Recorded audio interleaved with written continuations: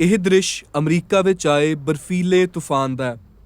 ਇੱਥੇ ਤੂਫਾਨ ਕਾਰਨ ਝੀਲਾਂ ਅਤੇ ਨਦੀਆਂ ਤੱਕ ਜੰਮ ਗਈਆਂ। ਸਾਰਾ ਇਲਾਕਾ ਬਰਫ਼ ਦੀ ਪਰਤ ਹੇਠ ਆ ਗਿਆ।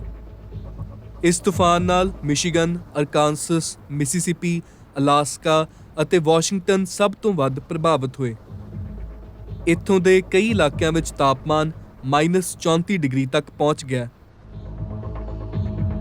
ਮੌਸਮ ਵਿਗਿਆਨੀਆਂ ਦਾ ਕਹਿਣਾ ਹੈ ਕਿ ਆਉਣ ਵਾਲੇ ਦਿਨਾਂ ਵਿੱਚ ਕੁਝ ਇਲਾਕਿਆਂ ਵਿੱਚ ਤਾਪਮਾਨ -50 ਡਿਗਰੀ ਤੱਕ ਪਹੁੰਚ ਸਕਦਾ ਹੈ।